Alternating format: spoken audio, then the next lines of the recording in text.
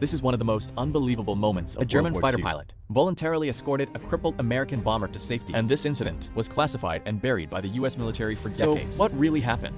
December 20th, 1943, a B-17 bomber nicknamed Old Pub had been ordered to strike the Focke-Wulf factory in Bremen, Germany. During the mission, the aircraft was hit by intense anti-aircraft fire. One engine was knocked out completely, and another was forced to run at reduced power. The plane fell out of formation and was left far behind almost immediately. Up to 15 German fighters swarmed in and attacked relentlessly, tearing the fuselage apart. The tail assembly was shot to pieces. The nose cone was blown off, and the electrical, hydraulic, and oxygen systems were all completely knocked out.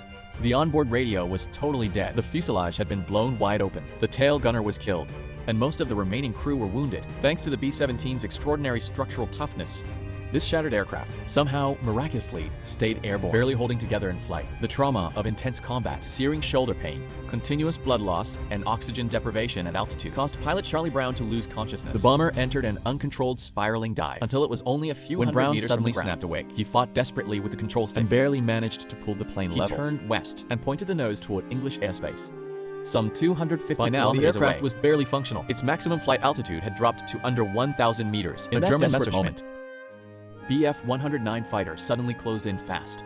It pulled up alongside the B-17, so close that Brown could clearly make out the face of the enemy pilot. The German pilot raised his hand and gestured for Brown to land and surrender. But by this point, the American crew had already lost most of their combat capability. The few gun positions still couldn't get a bead on the enemy flying so close alongside them. Brown could only shake his head and press on toward home.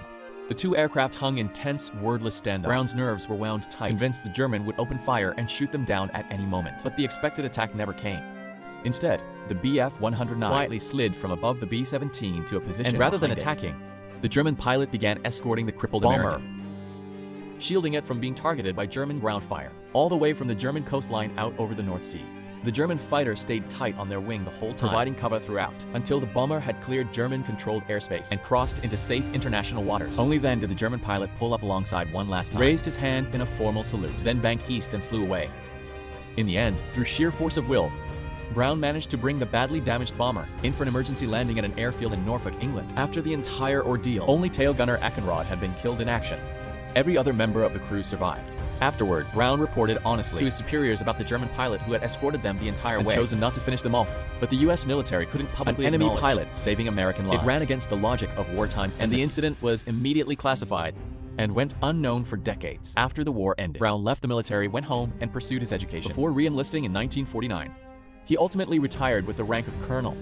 This extraordinary wartime encounter stayed buried deep within him. In 1986, at a veterans reunion of former airmen, more than 40 years after the event, Brown spoke publicly, sharing this incredible story with the room. Everyone in the room was stunned, though some were skeptical. As the years had passed, the chaos of combat, the physical and emotional trauma, and the sheer weight of time blurred Brown's memories. He had even begun to wonder whether that act of mercy in his darkest hour had simply been a hallucination. As he was dying, determined to find the truth, Brown began a cross-border search that would last 4 years. In 1990, Brown received a letter from Canada. The sender was the very pilot who had flown that Bf-109 on that day, Franz Stigler. The full truth was finally revealed. On December 20th, 1943, Stigler, already a seasoned German ace pilot, had been on the ground refueling when he happened to witness the battered, barely airborne bomber limping overhead at low altitude. He scrambled immediately, initially intending to shoot down this straggling, crippled enemy aircraft and add it to his kill count. But after pulling up close for a look, he was stopped cold by what he saw. He had never seen a plane so utterly destroyed, yet still somehow fighting its way home. The helplessness of the crew trapped inside was written all over the wreckage. Stigler had always held firm to a code of military honor. Never attack an enemy who can no longer defend himself. Never fire on aircrew bailing out. His conscience and sense of duty made him give up the kill.